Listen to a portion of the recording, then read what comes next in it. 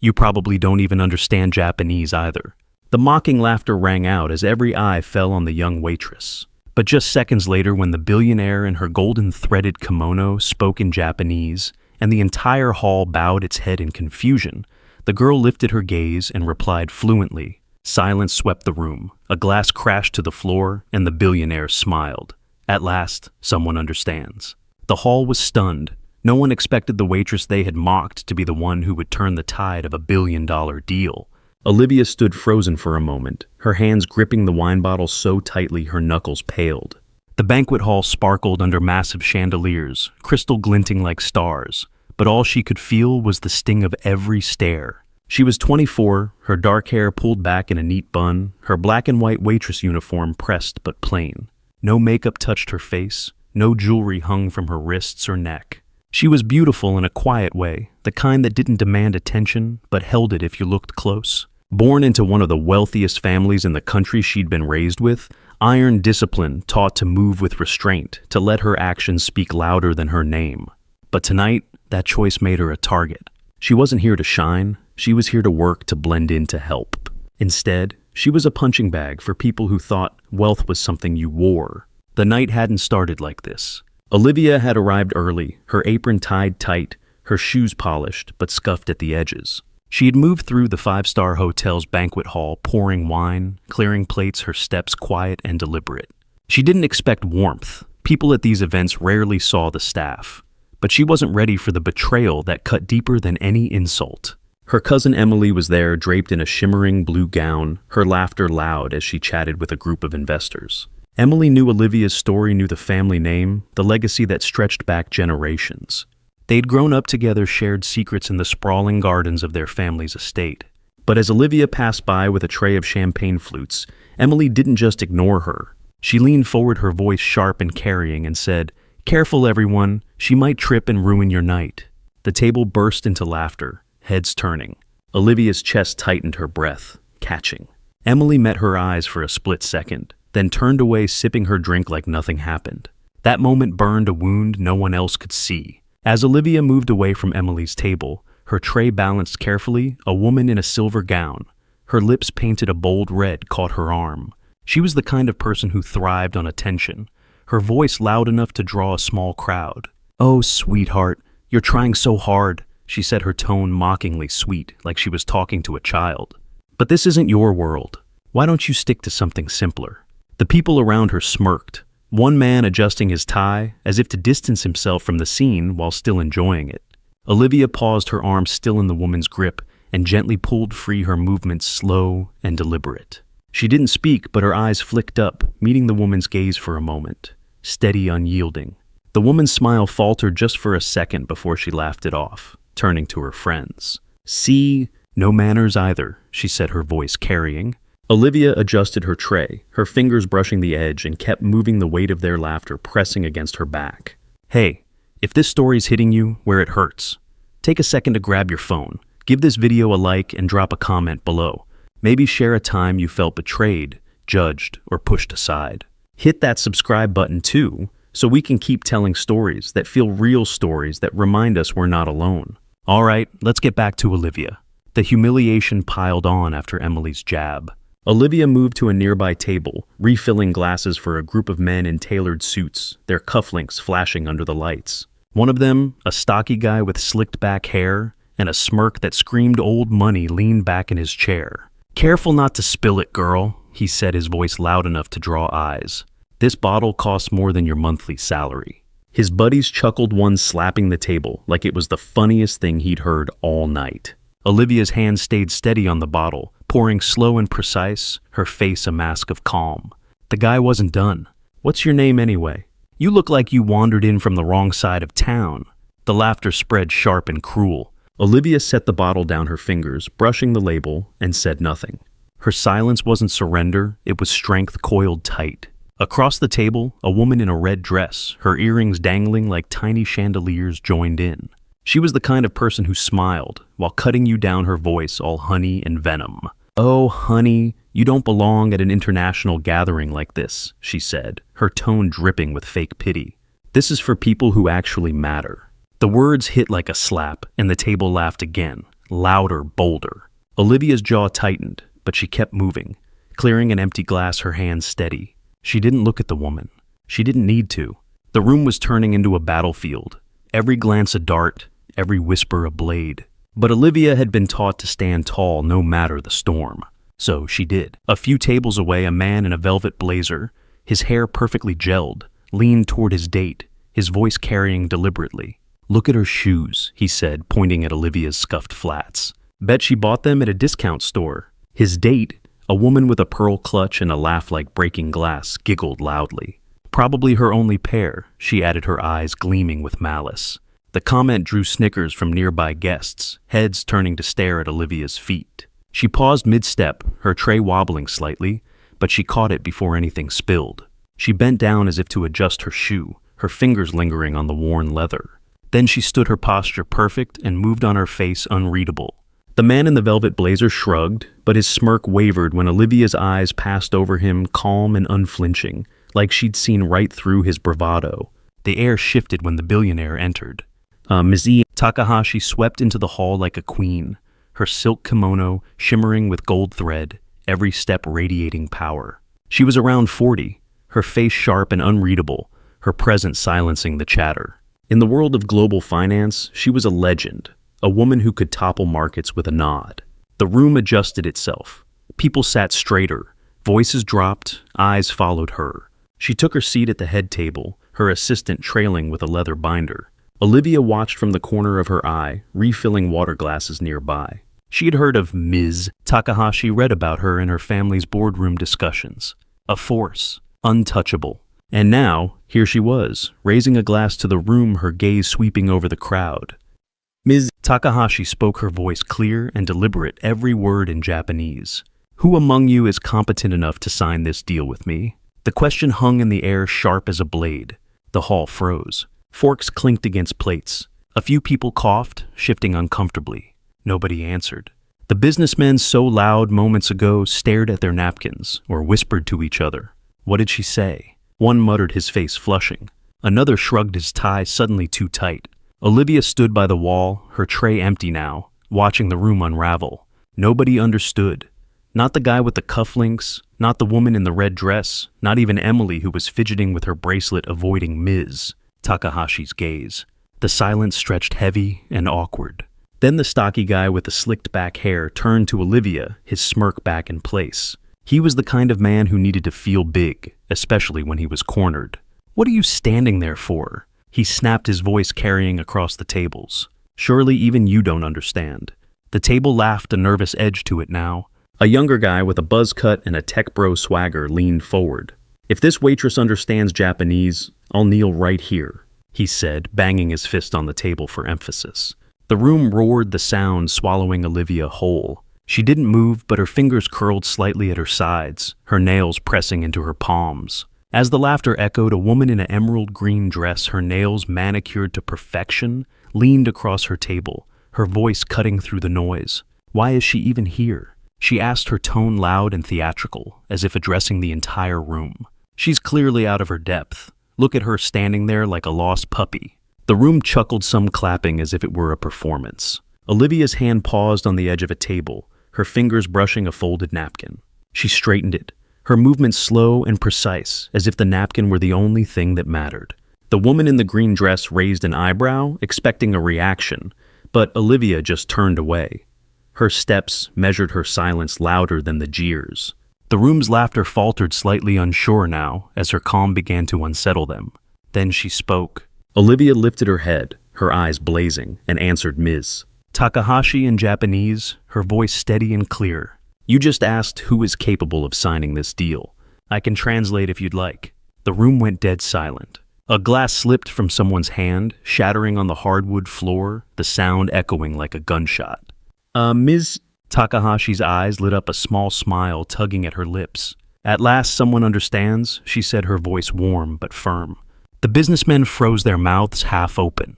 The woman in the red dress blinked, her earrings swaying as she turned to stare. Olivia stood there, her hands now, still her gaze locked on Ms. Takahashi. The moment hung there, fragile and electric. Nobody moved, nobody spoke. The tech bro guy with the buzz cut looked like he'd been punched, his bravado gone. Emily across the room was staring at her plate, her fingers twisting the stem of her glass. Olivia didn't look at her. She didn't need to. The room had shifted the air heavy with something new: respect, maybe, or fear. Ms. Takahashi leaned forward of her kimono, catching the light, and spoke again, this time in Japanese, her words laced with complex financial terms, the kind that made boardrooms sweat.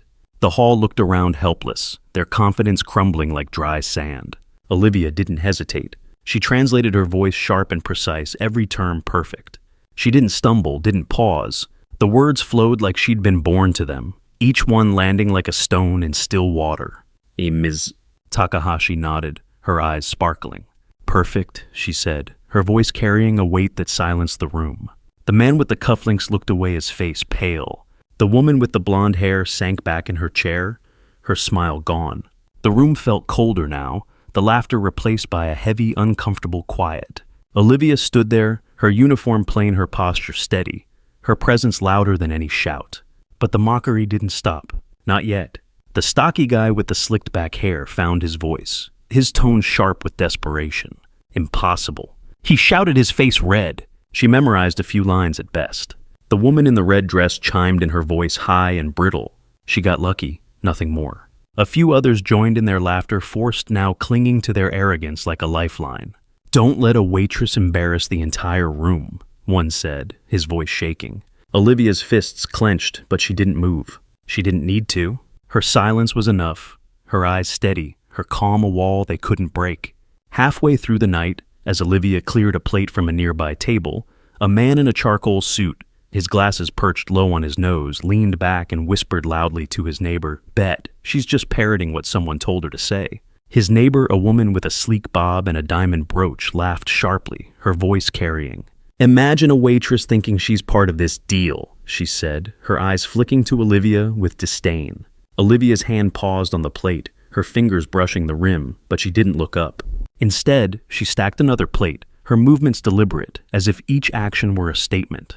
The man in the charcoal suit raised his glass, toasting his own cleverness, but his hand shook slightly when Olivia's gaze passed over him, calm and piercing, like she'd seen his insecurity laid bare. Ms. Takahashi watched it all, her expression unreadable. Then she stood, her kimono flowing like a river of silk, and spoke again, this time in English. "She is the one I choose as my interpreter and advisor for this deal," she said, her voice cutting through the noise. The room went still. A few businessmen gasped, one covering his mouth.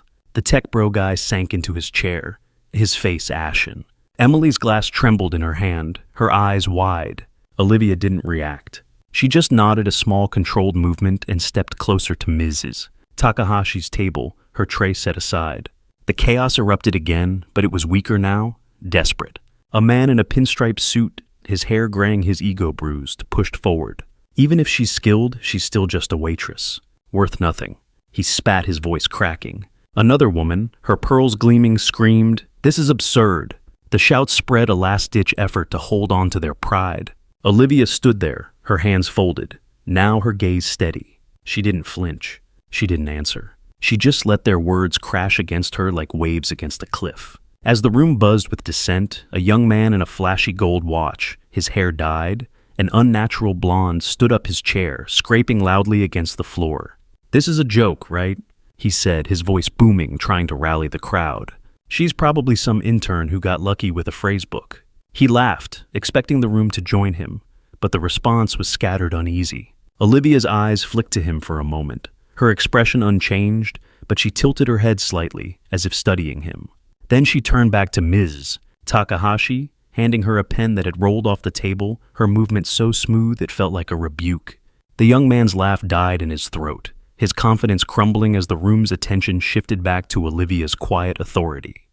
Ms. Takahashi raised a hand and the room fell silent. She set her glass down, the clink loud in the quiet. "In a room full of people calling themselves global only, she is truly global," she said, her voice calm but final. Then, in a move that stunned everyone, she bowed to Olivia, a deep, respectful bow, her kimono shimmering under the lights. The hall erupted in applause, some clapping through tears, others too ashamed to look up. The man with the cufflinks stared at the floor. The woman in the red dress turned away, her hands shaking. Olivia stood there, her face calm, her presence unshakable. But the room wasn't done questioning her. A reporter, a wiry guy with glasses and a notepad, pushed through the crowd. "But she has no reputation. No portfolio," he said, his voice loud, almost accusing. "Do you truly trust her?" A few guests muttered their doubt, clinging like damp air. "Maybe it's just a lucky coincidence," one said, her voice barely above a whisper. The laughter was gone now, replaced by a tense, uneasy quiet. Every eye turned to Ms. Takahashi, waiting for her to speak, to settle it once and for all. She smiled a small, knowing smile and looked at Olivia. "She has proven herself tonight, Ms. Takahashi said. That is enough." The words landed like a gavel final and unshakable. The reporter stepped back, his pen still. The muttering stopped. Olivia didn't react, didn't smile, didn't nod. She just stood there, her hands steady, now her eyes fixed on Ms. Takahashi. The room felt different now, the air charged with something new, truth maybe, or justice. The tension had been building all night, but it wasn't just the words that cut. Earlier, as Olivia had moved through the room, she'd caught sight of a man in a gray suit, his face half hidden in the crowd.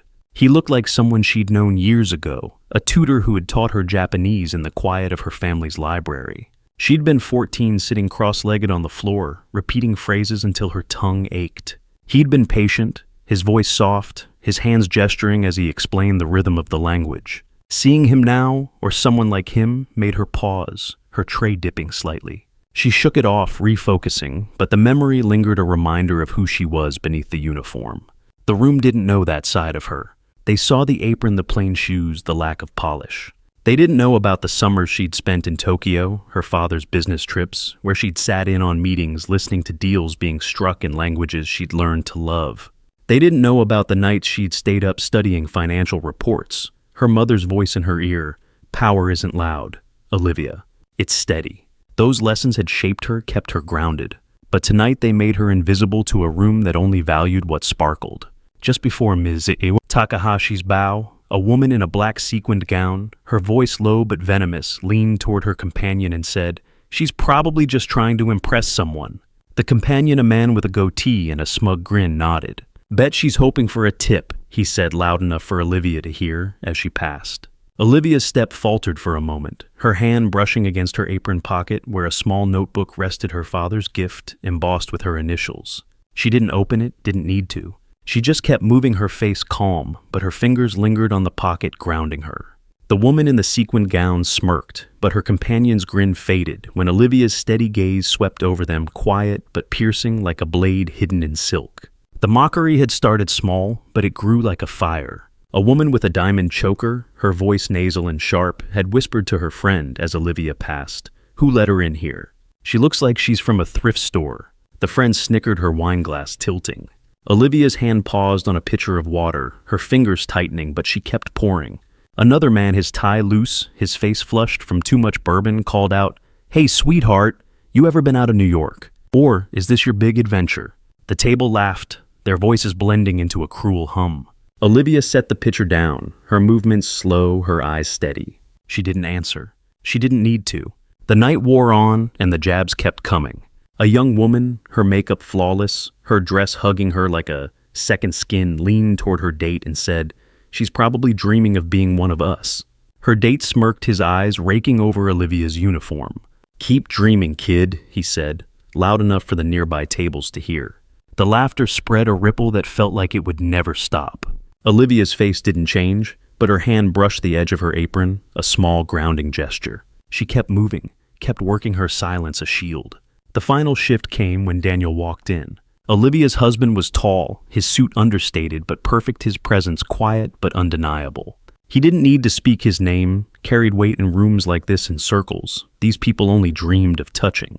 He moved through the crowd, his steps calm, his eyes scanning until they found Olivia. He stopped beside her, his hand brushing her elbows, set in a small gesture that said everything. The man with the cufflinks froze his glass halfway to his mouth. The woman in the red dress turned away, her earrings still. Emily's face went pale, her bracelet slipping to the table with a soft clink. Nobody spoke. The room felt smaller, the chandeliers dimmer.